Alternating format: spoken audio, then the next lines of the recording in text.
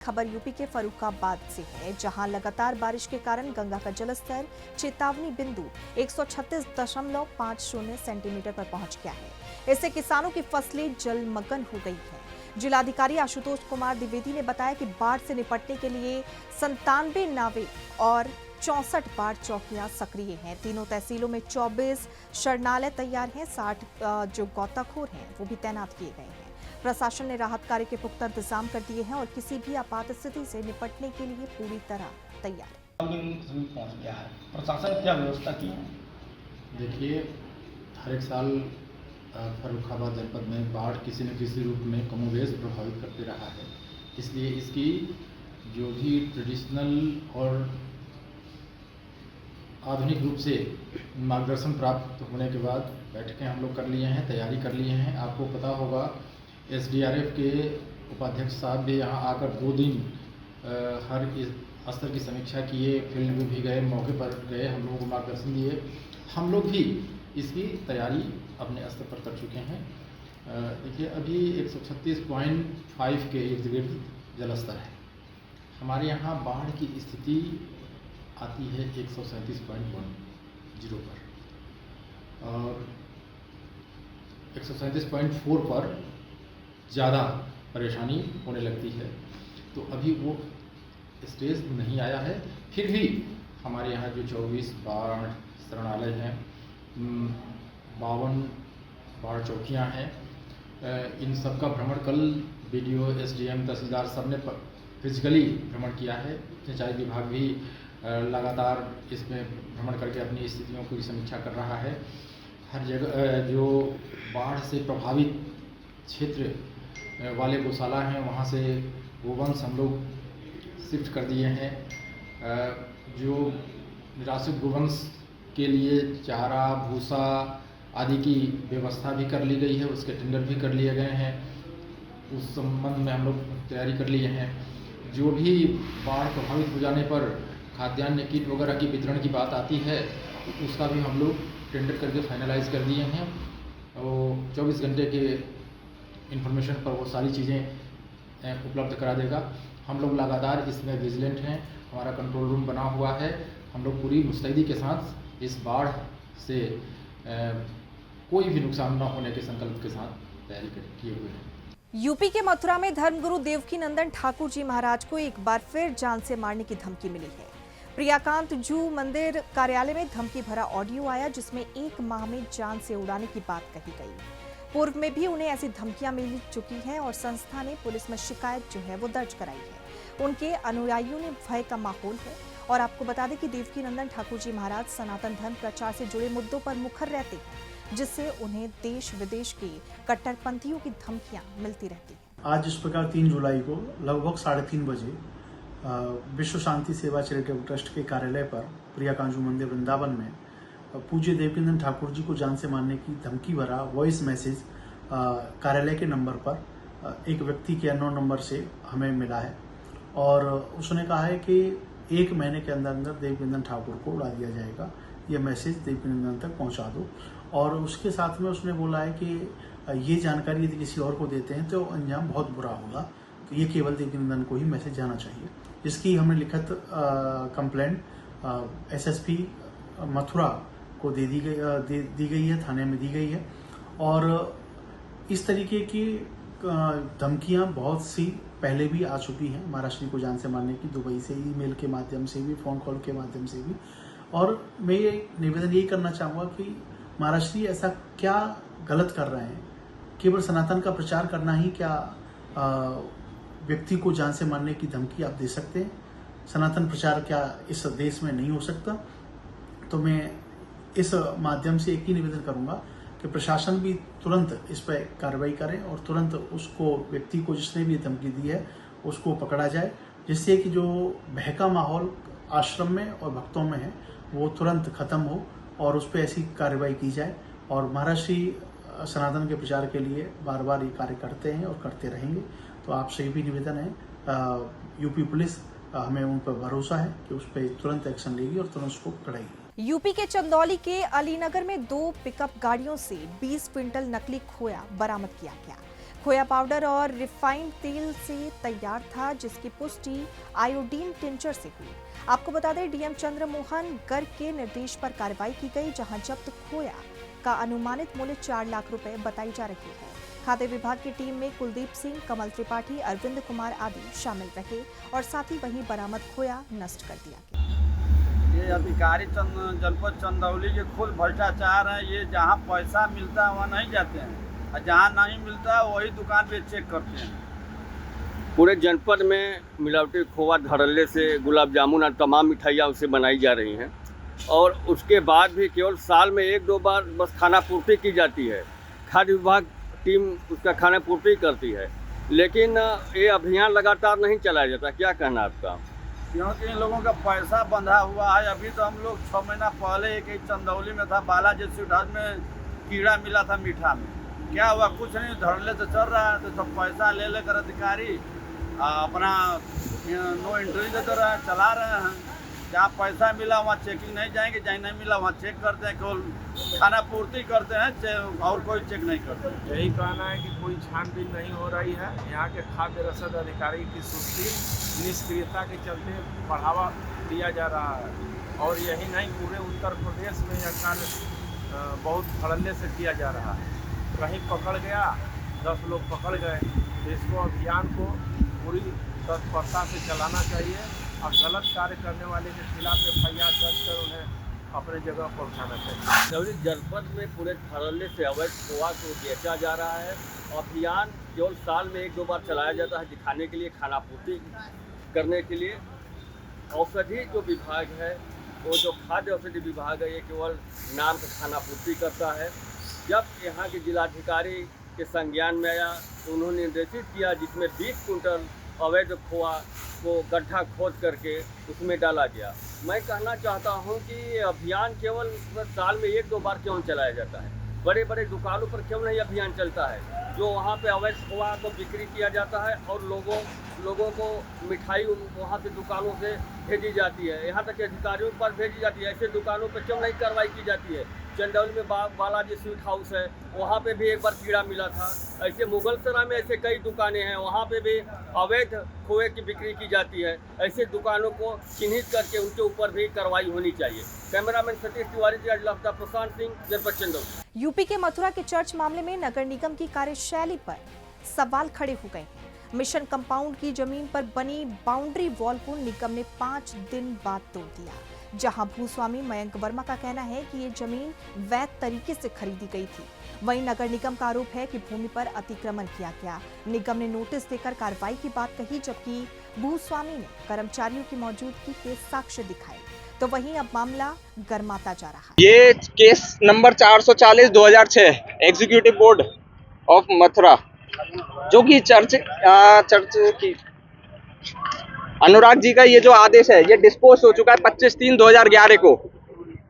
इस पे लिख रहा है अकॉर्डिंगली इट्स डिस्पोज्ड। ये जो दिखा रहे हैं कि इस पे आदेश है, वो डिस्पोज हो चुका है। वे सुप्रीम कोर्ट तक गए, सुप्रीम कोर्ट ने भी सर इसमें 19/7/2016 के डिस्पोज कर दिया। इस जमीन पे कोई भी स्टे की कॉपी नहीं है, सिर्फ अफवाहें फैलाई जा रही हैं। कागजों से कोई काम नहीं कर रहे हैं, सिर्फ अफवाह फैला रहे हैं, पैसों की डिमांड कर रहे हैं। जिसका हम पैसे की डिमांड नहीं पूरी कर पा रहे, वो हमारे विरुद्ध कार्रवाई कर रहे हैं, गलत कार्रवाई करवा रहे हैं।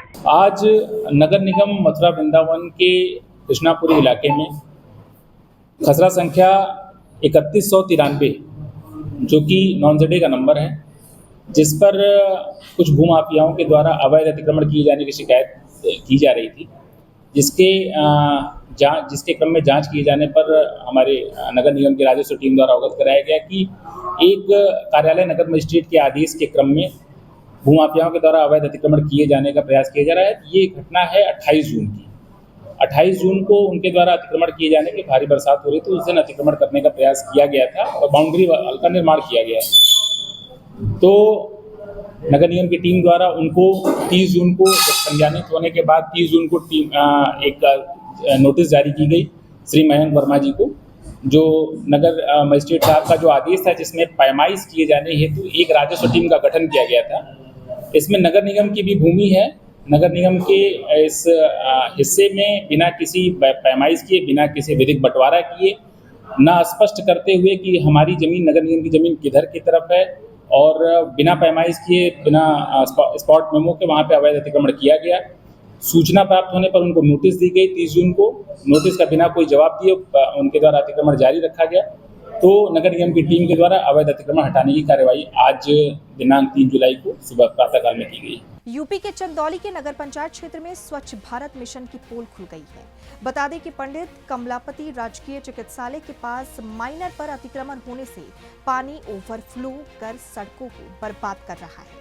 स्कूली बच्चों को आने जाने में दिक्कत हो रही है। साथ ही स्थानीय प्रशासन और जनप्रतिनिधि इस पर मौन है। तो वहीं सुदर्शन न्यूज की टीम मौके पर पहुंची और मौके पर छात्र ने बताया कि माइनर की सफाई और मरम्मत के नाम पर लापरवाही हो रही है और नगर पंचायत और सिंचाई विभाग की मिलीभगत सामने आई है। समस्या है बच्चों को ले जाने में, ले आने में बहुत सारी समस्या हो रही है। ऐसे अच्छा रोड होता तो बच्चे अपने से भी चले जाते। देख रहे हैं कीचड़ में से बच्चे छोटे छोटे आ जा रहे हैं।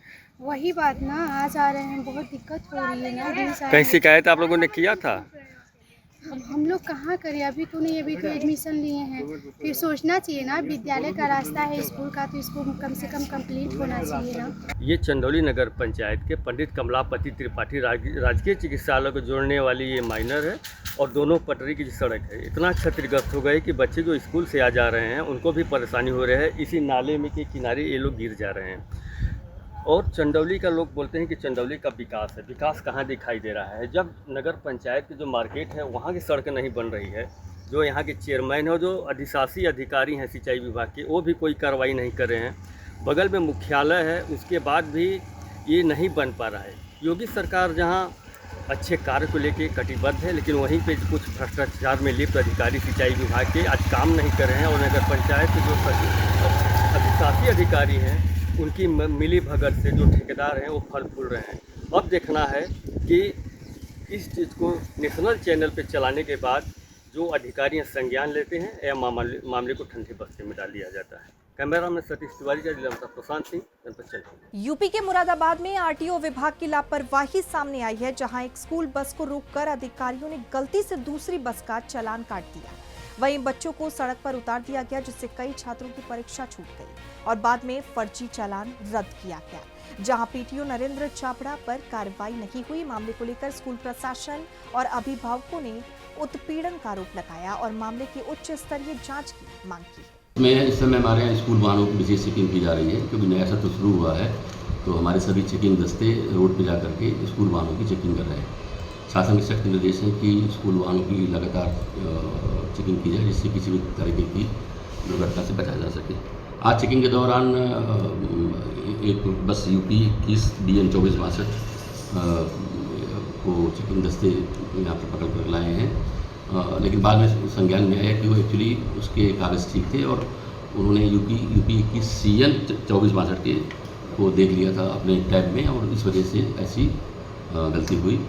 और जो गलत चालान हुआ उसको हम नोटिस कर देंगे, और जो संबंधित स्कूल के वाहन स्वामी हैं या मैनेजर हैं उनको कहा गया कि आप अपनी गाड़ी ले जाइए, आपके चालान नहीं। सर, जैसे कि बस के स्वामी आरोप लगा रहे हैं कि अवैध वसूली का आरोप लगा रहे हैं, उसमें सर क्या कहना चाहेंगे? ये तो बिल्कुल गलत बात है। स्कूल वाहन किसी तरह की कोई वसूली नहीं की जाती, ना ही आज तक किसी भी स्कूल वाहन के स्वामी ने ऐसा आरोप लगाया। यूपी के फिरोजाबाद के खैरगढ़ में पुलिस और शातिर लुटेरे अवधेश उर्फ धांसू के बीच मुठभेड़ हुई। लूट के मामले में वांछित धांसू को पुलिस ने हिरासत में लिया। पूछताछ के दौरान उसने फायरिंग की, जिसमें जवाबी कार्रवाई में घायल हो गया।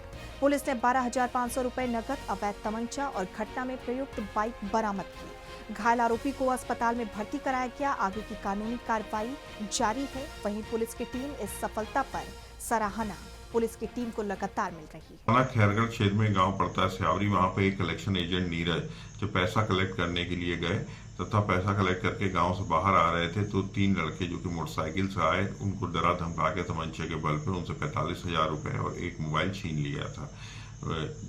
उनके द्वारा पुलिस को सूचना दी गई तथा उसमें से एक लड़का जिसका नाम अवधेश धांसू था, उसको पहचानते थे, उसे आवरी का ही रहने वाला था। पुलिस के द्वारा आर्थिक परीक्षण करके अवधेश धांसू गिरफ्तार किया गया। उसके द्वारा घटना में होना स्वीकार करते बताया कि उसके साथ 2 अन्य लड़के भी इस घटना में थे। तीनों को 15,000 रुपए मिले थे। जब पुलिस टीम इस अवधेश धांसू को ले करके पैसा बरामद करने के लिए साखनी मोड़ के पास पहुंची, तो इसके द्वारा वहां पर पैसे के साथ जो तमंचा छिपा रखा था उसको निकाल के पुलिस टीम पर फायर करके भागने का प्रयास किया। पुलिस टीम के द्वारा भी आत्मरक्षा जवाबी फायरिंग करी गई, जिसमें से एक गोली इस बदमाश के पैर में लगी है। इसके पास से 12,500 रुपए तथा एक तमंचा बरामद हुआ है तथा घटना में प्रयुक्त की गई मोटरसाइकिल भी बरामद हुई है। घायल बदमाश को इलाज के लिए भर्ती कराया गया। अग्रिम विधिक कार्रवाई की जा रही है। यूपी के गाजियाबाद के मोदीनगर में 2 युवकों ने नाबालिग को आईफोन का लालच देकर अपने घर में चोरी कराई और वहीं आरोपी इंस्टाग्राम पर दोस्त बने और फिर सोने के गहने चुरवाए। बाद में आईफोन वापस लेकर उसे धमकाया और दोबारा चोरी कराई। पुलिस ने दोनों युवकों को गिरफ्तार कर गहने और नकदी बरामद कर ली गई है। एसपी ज्ञान प्रकाश ने बताया कि आरोपियों के खिलाफ सख्त कानूनी कार्रवाई की जा रही है और पूरा मामला नाबालिगों के साइबर शोषण से जुड़ा हुआ है। 14 साल है, 9th में पढ़ता है लड़का ही। इसकी दोस्ती इंस्टाग्राम से एक दिव्या नाम का लड़का है उससे हुई, तो उसके बाद उसने आईफोन इसको दिलाने को कहा कि वो जो 14 साल का लड़का है उसको आईफोन की इच्छा थी, तो उसने कहा कि तुम्हें आईफोन दिलाएंगे। इस नाम पे उसने पहले से घर से 2 अंगूठी मंगाई, 2 अंगूठी ली और उसको आईफोन दे दिया था। फिर बाद में उससे वो आईफोन वापस भी ले लिया था। इसके बाद इसको ये कह के कि इसमें कुछ पुलिस केस हो गया है और उसमें जो हमारे घर के जो चाचा हैं वो इंस्पेक्टर हैं, इस तरह की बात करके इसको ब्लैकमेल करते रहे। एक आध बार ये इसको पुलिस चौकी के आसपास भी ले गए घुमा के, इसके मन में एक डर पैदा किया और उससे धीरे धीरे एक इनका अन्य साथी अर्नव था और एक शैलेश नाम का है जो भोजपुर का है, ये तीनों एक गैंग बना करके इन्होंने उसको लगातार डरा धमका करके और घर से काफ़ी ज्वेलरी उसके ले ली, जिसमें 4 कड़े हैं, कान के झुमके हैं, गले का सेट है, अंगूठी है, नाक का एक हार है। इस तरह के करीब 8 लाख के आसपास की ज्वेलरी उससे ले ली। यूपी के रुपैडिया में रोडवेज बस की चपेट में आने से युवक की दर्दनाक मौत हो गई। वहीं एक होटल के पास यह हादसा हुआ जब एक युवक अपने कैंटीन मालिक को छोड़कर लौट रहा था। वहीं अचानक बस के पहिए के नीचे उसका सिर आ गया और मौके पर ही उसकी मौत हो गई। पुलिस ने शव को कब्जे में लेकर पोस्टमार्टम के लिए भेज दिया है। क्षेत्र में शोक का माहौल है। वहीं मृतक की पहचान तिगड़ा गांव निवासी के रूप में हुई। यूपी के बिजनौर के चांदपुर में क्वालिटी रेस्टोरेंट में प्रेमी युगल को देख युवती का भाई भड़क गया और उसने युवक के साथ मारपीट की और रेस्टोरेंट संचालक को भी पीटा। व्यापारी और कर्मचारियों ने मिलकर जवाबी कार्रवाई की तो वहीं कुछ देर बाद युवक दर्जन भर साथियों के साथ लौट आया, जिससे दोबारा झगड़ा हुआ और 5 लोग घायल हो गए। इस पूरे मामले में पुलिस ने 4 लोगों को हिरासत में लिया और बाजार में तनाव का माहौल बना रहा। वहीं पुलिस ने मामला दर्ज कर जांच शुरू कर दी है। कराना है कि आज दिनांक 3 जुलाई 2025 को 2 व्यक्ति सुमित सैनी और प्रियांशु सैनी जो कि ग्राम हैजरपुर थाना चांदपुर के रहने वाले हैं, ये दोनों ही व्यक्ति कस्बा चांदपुर के क्वालिटी रेस्टोरेंट में कुछ खाने पीने के लिए आए। इसी दौरान सूचना प्राप्त होने पर प्रियांशु सैनी का भाई उज्ज्वल सैनी अपने कुछ दोस्तों के साथ रेस्टोरेंट में पहुंचा तथा लड़का और लड़की के साथ मारपीट करना स्टार्ट कर दिया।